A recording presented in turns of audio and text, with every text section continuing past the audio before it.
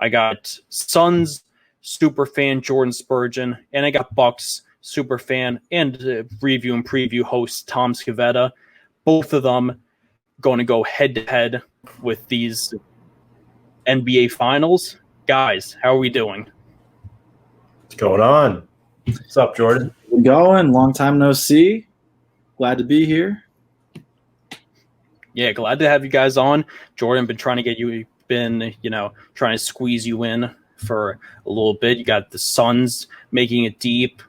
It's exciting. I did not expect what was going to happen with the Suns in this year's playoffs. With the Lakers matchup, a few tough matchups that they made it through. What are your reactions to how the teams performed so far? Yeah, I wrote on this today. The cliche and every synonym in the dictionary for unexpected has been used for the Suns for the entire year. They're a second seed. Wow, that's unexpected. Oh, they beat the Lakers. That's unexpected. They sweep the Nuggets. That's unexpected. But being around the team and talking with them, they expected it from day one this year. After the 8-0 run in the bubble last year, they expected this. And sometimes you just have the right sort of meshing going on, and you get the right pieces. You got the right coach. You hired Monty Williams, who could have gone to the Lakers or the Clippers, and somehow Robert Sarver and James Jones convinced him to come to little old Phoenix instead, which is really not a small town, but it does give that small town vibes around the Phoenix. So they really just – things are clicking for them right now, and this run is just something they're soaking in. But everyone else might think it's unexpected, including myself, but the team, they're not surprised one bit.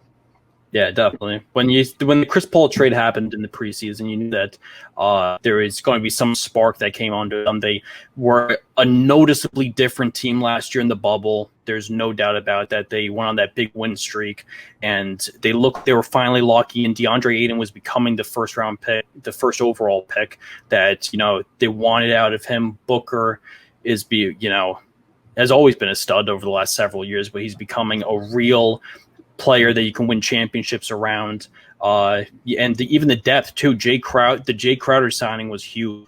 You got Cameron Payne great in the bubble, and were able to retain him. Like, those pieces are some of the big pieces that I think really have led them to this point.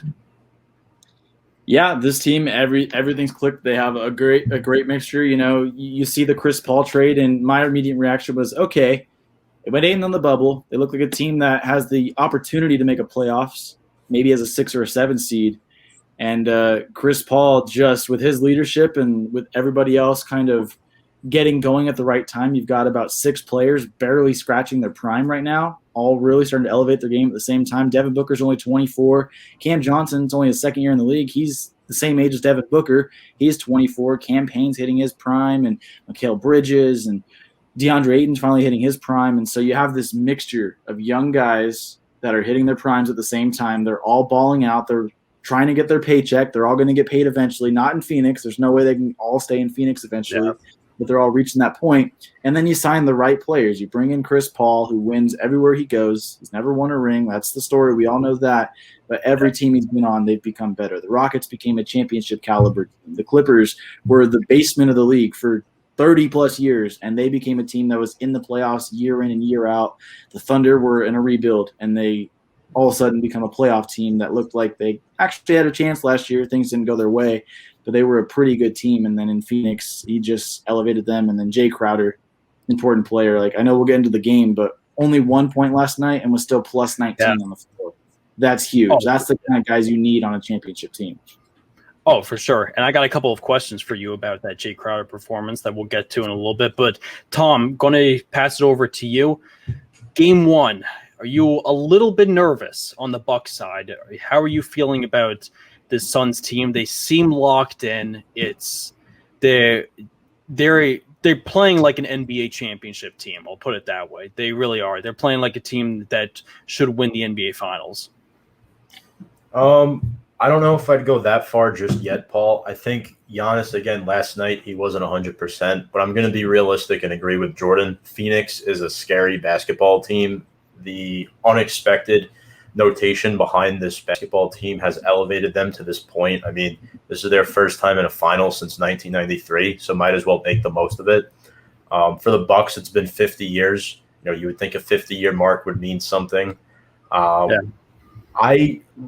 And what's crazy too is both these teams came into the league together, right? Back in 1968. There's so many storylines surrounding this series, and I think I'm not really nervous because in the last, am I nervous about like the outcome of the series? Of course, I think both sides are.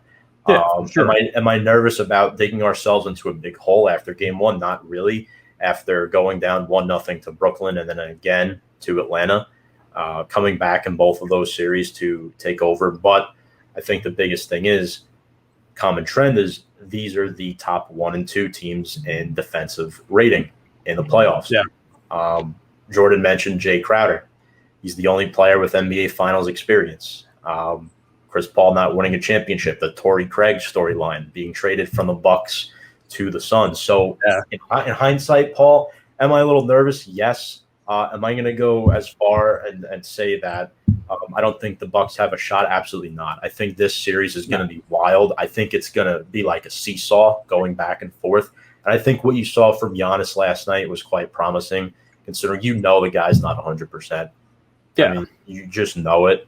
And we'll get into the nuts and bolts of it in a little bit, I'm sure. But what a performance by both teams. And shout out to the Suns. You got to give credit where credit is due. They deserved that win last night. Chris Paul was outstanding. He's the player I'm most scared of in this series, even over Devin Booker. Yeah, definitely. And, just like you were alluding to, too, this series has Game 7 written all over it, I think. I think it's going to go back and forth. There's no reason. I don't think by any means, even if you were worried about the Suns or anything, that the Bucks are buried or anything. There's no doubt about that from losing game one. Game one, it's always good to get off to a 1-0 start, but things can change drastically in game ones. So after game ones for the entire series. So jumping into the game last night, though, now the Suns lead 1-0. They beat the Bucks 118 to 105 in game one last night. B3 took over 32 points and 9 assists on 12 of 19 from the field. Booker had 27 points and 6 assists, but shot a rough 1 for 8 from 3. DeAndre Ayton continued his tear with 22 points and 19 boards. Cam Johnson and Cameron Payne both added 10 off the bench, which were both key pieces for the Suns, I think. And then on the Bucks side, Giannis had 20 points, 17 boards, and 4 assists while playing hurt. And that one chase down block too that we all remember. That was pretty sick after being a game time decision, obviously, with the hyperextended knee.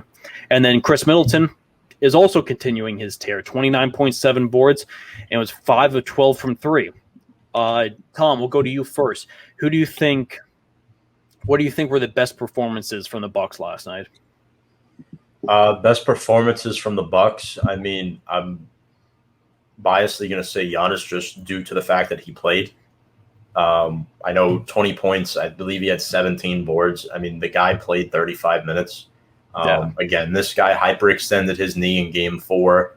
I was on team don't play Giannis in game 1, but after seeing him play, I felt a lot more comfortable just with the way he was moving towards the early stages of the game, because I thought the Bucks, they lost the tempo about midway through the first quarter, where the Suns, they were kind of trading possessions. And then once Saric left the game with the torn ACL, which is a real shame for him and for Suns fans, I think that's when the momentum heavily shifted in the Suns' direction. So I'm going to go with Giannis, and I'm going to go with it's tough because, Brook Lopez scored a lot of points, but he got torched in the pick and roll. I'm going to go Middleton only because he played 45 minutes. I mean, that is the obvious 2 guys, 29 points. You can't go wrong with that. And Middleton has stepped up ever since Giannis has gotten hurt. So I think he is a key, important piece to this series, and those are the 2 guys for me personally. I get that definitely. Jordan, what do you think? Biggest storylines for the Suns, the biggest performances? What were your impacts for game 1? Yeah, the game was crazy. The biggest thing for the Suns was free throws. Throughout the playoffs, I'm not on the side that maybe a lot of people in Phoenix are, of refs kind of favoring Los Angeles teams. But they were like they shot significantly less free throws in a lot of those series and still found a way to win, which is always impressive. Yeah. If you shoot less free throws and you're still winning games, that's a big thing. And yesterday they, I believe, didn't miss a free throw until Jay Crowder missed one at the end of the game. I think they go 25 of 26. They shot 10 more free throws than Milwaukee. That's a big thing. You win 118-105. Free throws are a big reason why. So not only are they getting to the line, but they're finding a way to convert those free throws at a high clip. I liked the way that Monty Williams made adjustments on the fly. This is the difference in the series. Mike Budenholzer, through 3 quarters, didn't make an adjustment with Brook Lopez. He was getting shredded by Paul and Booker on those screens and being forced to guard them. He can't do it. Finally, in the fourth quarter, when they go on a run, they play Giannis at the 5. You bring out 4 guards out on the court, and they had a little bit more spacing, so it took them time. But Monty Williams adjusted right away. Sarge goes down. He brings in Frank Kaminsky, who hasn't played like pretty much the entire postseason.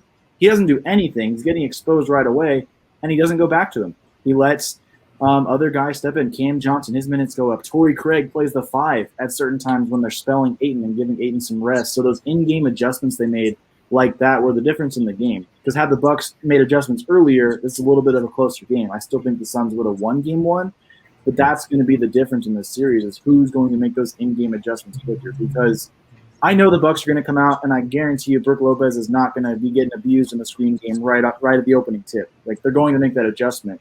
But great teams make that adjustment from timeout to timeout or from quarter to quarter, not game to game. If you wait a whole game, you waste a game, basically. So that was the biggest difference. And then as far as performers, I mean, Booker starting him out when Chris Paul couldn't hit anything in the beginning. Booker had 12 in the first. And then Chris Paul took his turn, end of the second, end of the third. Booker heated up at the end. So, I mean, those are the 2 guys that are going to stand out regardless. That backcourt, I expected Drew Holiday to maybe defend them a little better. So we'll see if that adjustment's made because he's kind of the difference here. I may not be a Pat Beverly guy, but he got in Booker's head a lot. And Booker struggled in the middle parts of that series. He did not shoot at a very high clip. I know he had the broken nose, and it was mask book, no mask, mask again. So he really struggled. But Pat Beverly was the reason why. I don't think he's a good defender, but he got in Booker's head. And so Drew Holiday needs a little bit of that against the Suns this series. Definitely. And I think that that's going to be the key. And, you know, Booker's shooting woes, too, last night. He was 1 for 8 from 3. Is that going to be a big impact if he can't fit that out? Drew Holiday puts the clamps on him. If, you know, Chris Middleton, if they start double teaming him, do you think that's going to be a big impact in the long run? Because he is their main source of offense, pretty obviously. I'm of the mindset he needs to shoot less threes. That mid-range game that he's got going on right now, him and Chris Paul, they are firing on all cylinders. I don't think there's an answer. Even if Drew Holiday steps up, there's not an answer for that mid-range game off the pick and roll. They have that down to a science.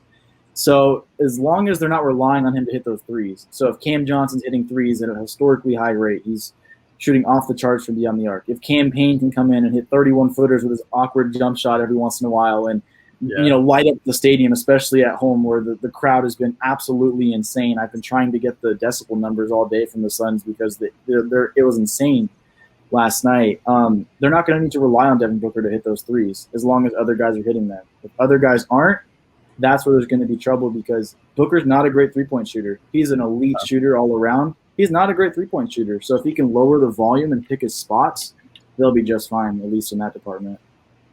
A much higher level of DeMar DeRozan is what I see from Devin Booker on the offensive end. I've been seeing that for years. I completely agree with you. You know, he can hit the threes when needed, but he's a lethal inside the 3-point line type of scorer. And, you know, same with Chris Paul. Chris Paul can hit threes, but he's that pick and roll has become amazing. Monty Williams, that's his specialty. You know, he's been running that with Chris Paul back in his days with the Hornets when he was coaching them. You know, that's something that he brings along, and kind of Chris Paul has brought along his entire career. And DeAndre Ayton is a perfect fit for that situation. So jumping over to Tom, I got a question about the Bucks bench. So with Pat Connaughton, the only Buck getting more than 14 minutes off the bench, do you want to see any other bench players getting big roles in Game 2? Do you think that there was just too much emphasis on the starting 5? Because Connaughton played 29 minutes, but no one else played more than 14 minutes off that bench. Do you think that Bobby Portis has to step up more? What are your thoughts about that?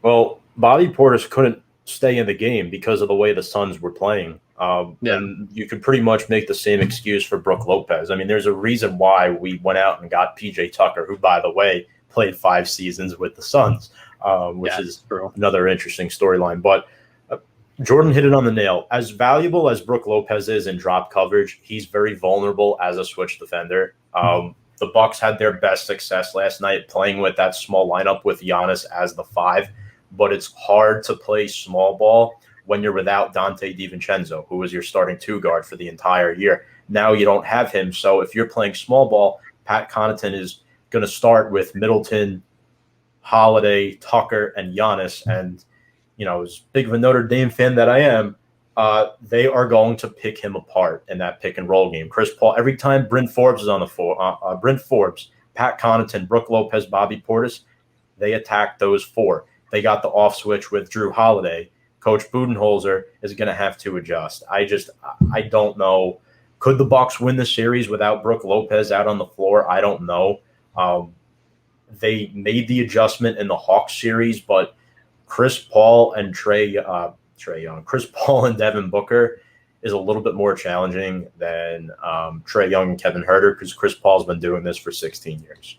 I don't think any player on the bench should have gotten more minutes last night, only because of the way the Suns were playing. They dominated, and they're going to have to make adjustments in game 2. They missed DiVincenzo a lot. They didn't need him as much in the Brooklyn series and the Hawks series, but they really could have used him in this series, and it's a shame that he's not available. Yeah, that brings me to my next question, too. With Giannis being obviously the star player that he is and being one of the best players in the league, a lot of people are starting to question, does the team run better when he's not playing, almost?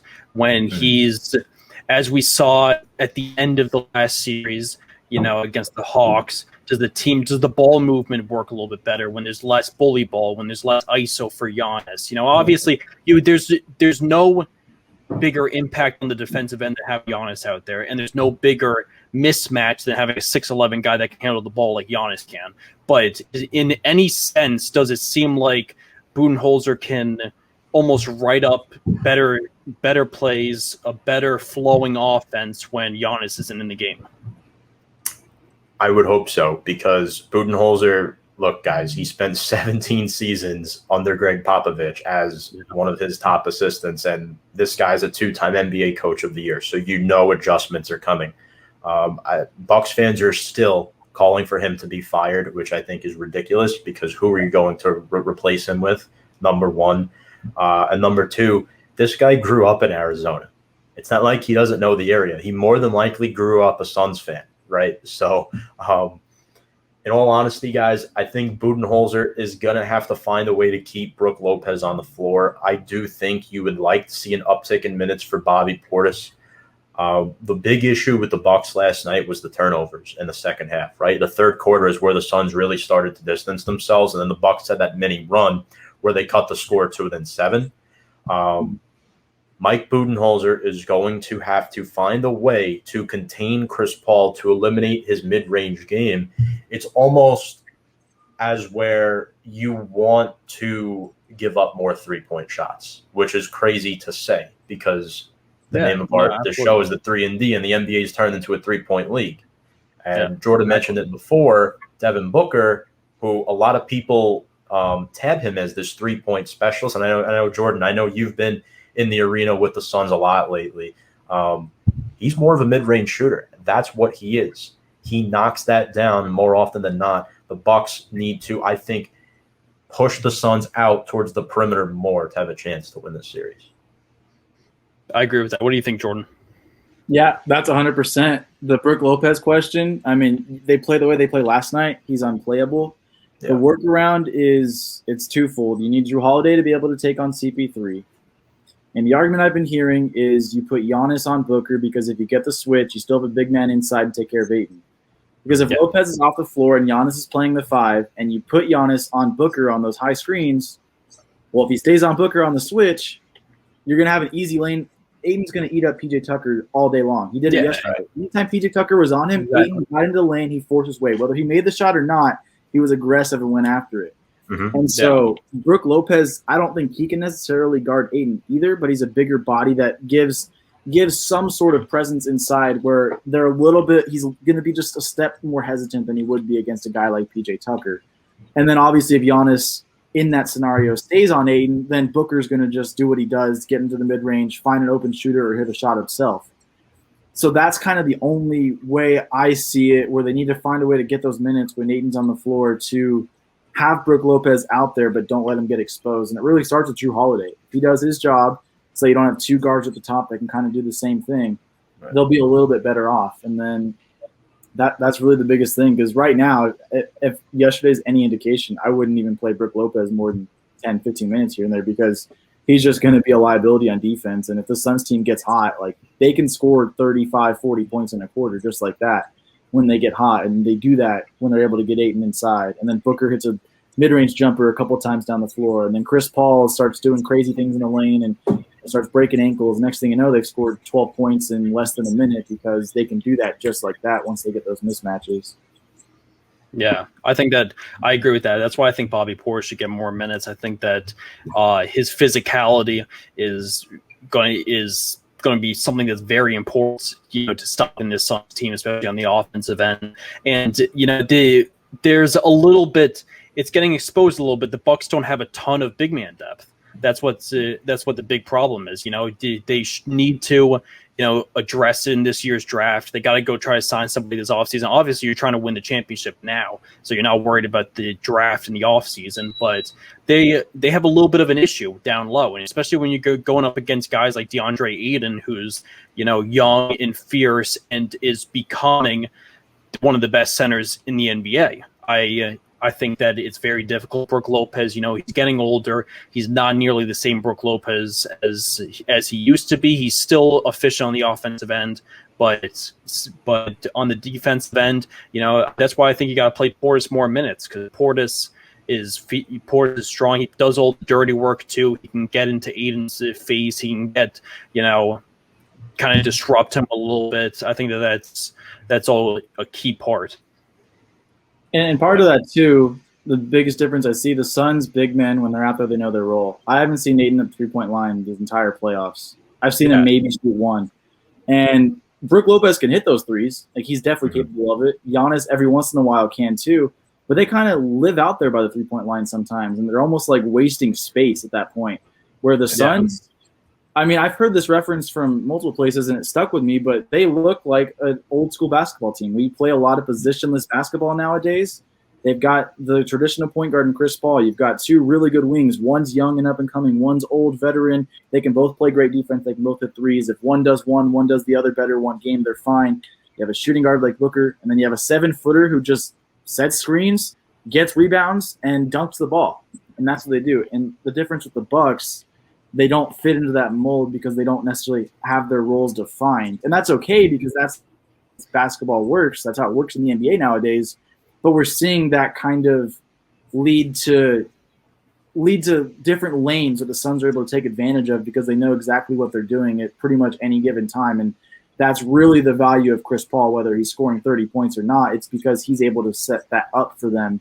And that's really the difference right now, is they have sort of that defined role on the team, whether they're on the bench or in the starting lineup. They have their roles, and they're just playing them really well. Yeah, I agree. Yeah, what are your thoughts, Tom?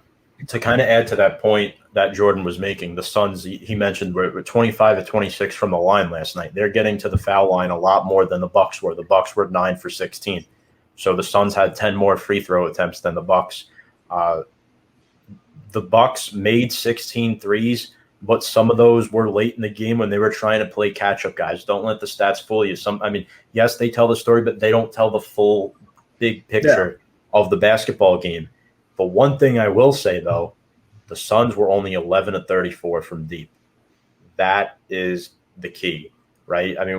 We sit here and we sit here and we talk about this whole mid-range, and that's the key to the series. As ridiculous as it sounds, we can spend an hour talking about that. That's what it's going to come down to. The Suns are attacking in the paint like an old-school basketball team, which is what you want to see, by the way. And DeAndre Ayton, people were questioning whether or not he was ready for the series, whether or not he would be ready for the NBA Finals, and much rather have him than Brook Lopez right now. As much as, you know, I want Brook Lopez to be himself out there and on the floor, but he can't be Splash Mountain to the extent that he's been throughout the course of the playoffs and the regular season, because what that leads is, you know, you're shooting too many threes. That leads to fast break points, right? We know Drew Holiday is an all NBA first team defensive guy, but with the lack of depth in the backcourt, you can't risk living and dying on the 3-point shot. You want to get Bobby Portis in the game to give him some rest, to give Giannis some rest. You want to get Bryn Forbes in there. You don't want Bryn Forbes going crazy shooting threes either. You want the ball in Chris Middleton's hands, right? Or Giannis's hands on the inside. If you want to shoot, give the ball to and Drew Holiday he didn't have a good game last night.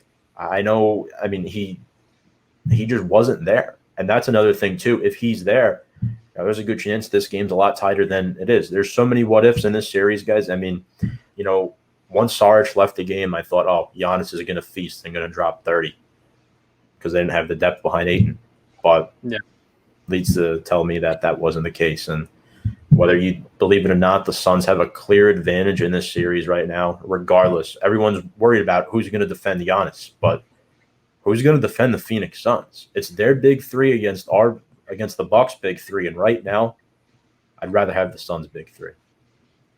Absolutely. They're much more locked in, and they're playing old school basketball, which is the key. They have much more of an identity right now, it seems like, than the Bucks. The Bucks are shooting a lot of threes and a little inconsistent. You know, Drew Holiday has not been that guy on the offensive end that they have hoped for the entire playoffs, basically. Chris Middleton has kind of picked up the slack. I would disagree with that a little bit, only because of what we saw from Eric Bledsoe last year, and especially late in. He's an upgrade from Eric Bledsoe for sure. Oh, 100%. As far as a disappointment, maybe, but he's a clear upgrade, and he's scoring points when it matters. It's just last night he didn't show up. I just think it takes him a little bit longer to get his feet wet, and nerves were obviously there. A lot of these guys have never been in the finals before. On the road, game one, you got to get your feet wet a little bit, and the nerves got to him. But I guess you're right to an extent. I just don't. I wouldn't.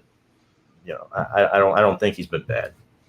Yeah, he hasn't been bad, and he's been disappointing because of in Drew Holiday standards. You know, you expect him throughout his entire career. He's a great offensive player, and he's a superb defensive player. But you know, he can hit threes, and he's close to 20-point per game scorer too. You know, and he hasn't been to that standard for like most of the playoffs. He's still by far an upgrade over Eric Bledsoe. You know, anybody who was debating that there, I saw some people who were debating that at the beginning of the playoffs. I thought it was ridiculous. Like it's actually laughable. Eric Bledsoe's a good player too. Like I actually like Eric Bledsoe.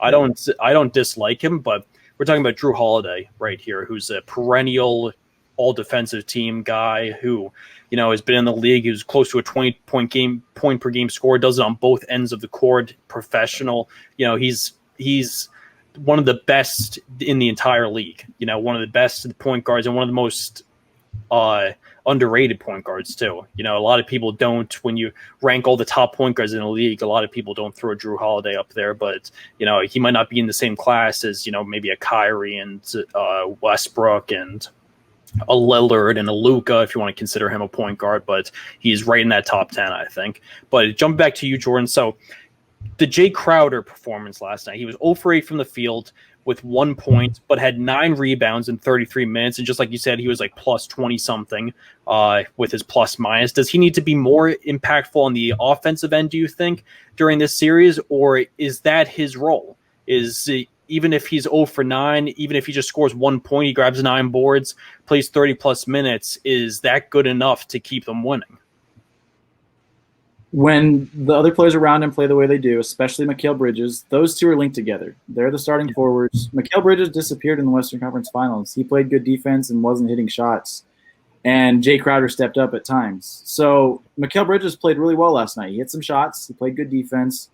And so Jay Crowder's job is just to really be the gritty guy, be the guy that's 2 technical fouls away from being suspended for a game. That's something that, they kind of needed on this team. And there are a lot of nice guys on this team. And Jay Crowder's a really nice guy too. But on the court, like, he's that feisty guy that's going to get in your face. So eventually he's going to have to hit some threes. I mean, he had 2 last night that were just complete, like, they were air balls from 30 feet out. I don't know why he was shooting them. They were rough to watch. Like, everyone inside the arena just kind of, after the first quarter, every time he shot, they just kind of lost their energy because it was rough last night. But the only thing that concerns me is Jay Crowder has a history in the finals of not hitting big shots when they need him. And so I think the Suns realize he's not going to be the guy they need to hit a big shot in a big moment, but he's going to need to hit some threes eventually.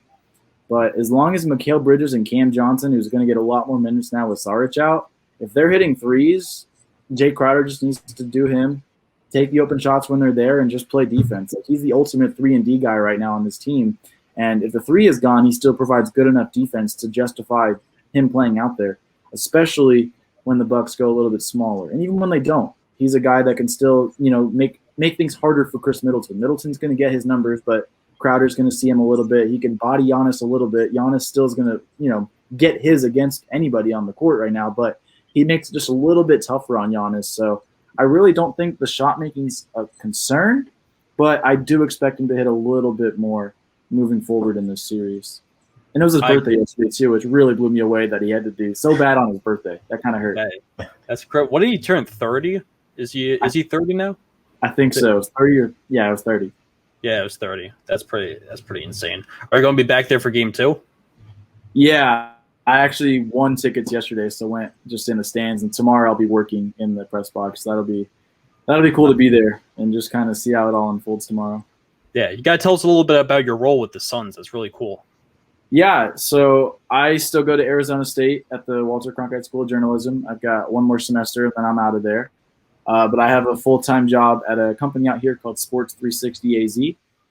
So we're just a web platform. We have a TV show on Bally Sports Arizona every week that we produce. Nice. Yeah, we're gonna have 3 now because we just signed. We got some deals coming with DraftKings and some other people as well. So we're growing a lot, and so I just get to I have the opportunity to go out and cover all the teams out here. I do a lot of high school sports, but I've been doing a ton for the Suns. I've just been doing mostly written articles and stuff, but doing some features here and there, and then Cardinals eventually in the fall. I'll kind of be the beat reporter on that. So really just in and around and just covering everything around Arizona right now. That's awesome. That's so cool. So jumping back over to you, Tom. Adjustments for game 2. What would you say that the Bucks need the keys for the Bucks for game 2? Use Holiday more on the off switch. If you're Brook Lopez, not to beat around the bush, make sure you get into that drop coverage position. Do not be the switch defender. I'd like to see PJ Tucker guarding Devin Booker a little more in the mid-range because they're around the same height, even though they play 2 different positions. He's kind of like our older version of Jay Crowder.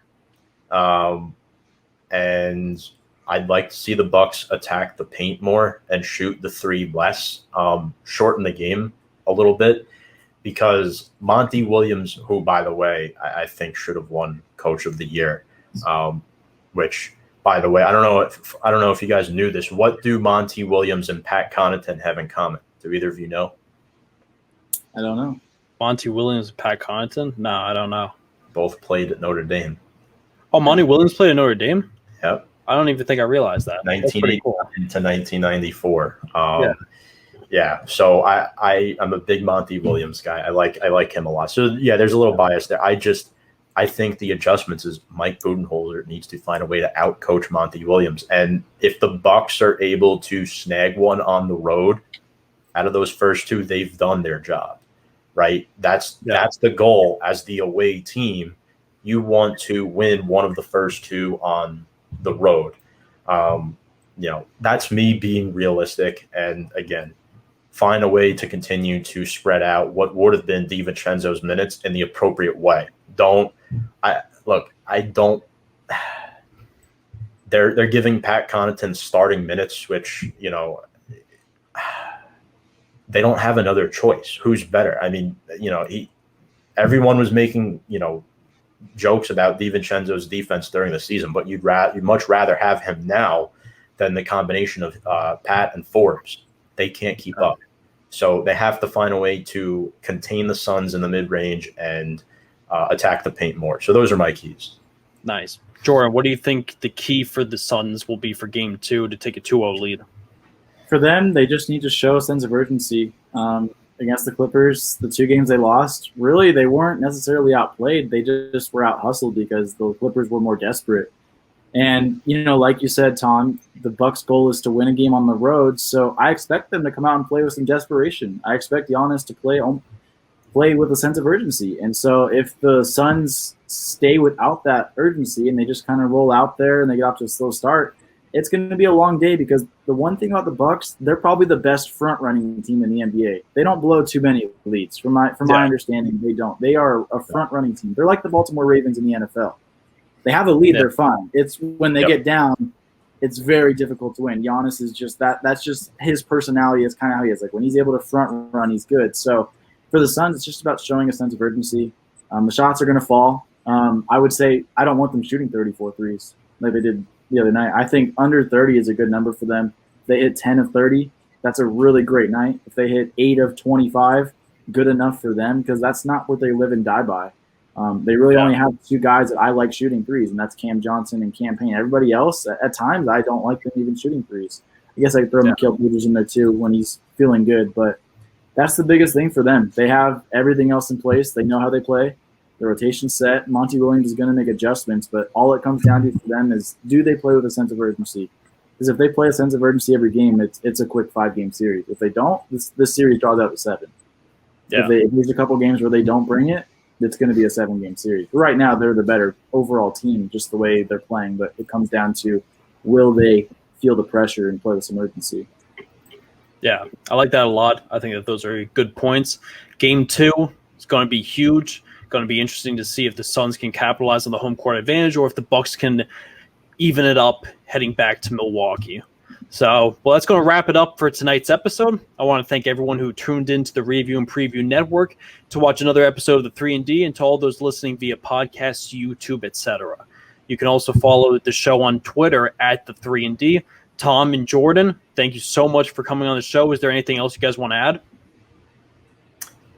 I'll be very realistic when I say this because I know Jordan kind of gave like a what he would think prediction.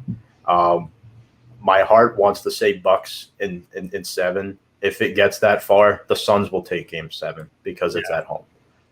They are the better basketball team right now, and they should win this series. Yeah, that's coming from a Bucks fan. Yeah, I'm at the same point. I don't know how they lose a game just seeing the atmosphere at home, but I think there's a good chance for the Bucks to steal a couple games, and there's still a chance for them to win. The biggest difference is can they close a game? I haven't seen that yet from them, other than Kevin Durant being exhausted in that Game 7 of the Nets series. When I guess they closed out that game, but that was the ugliest overtime ever.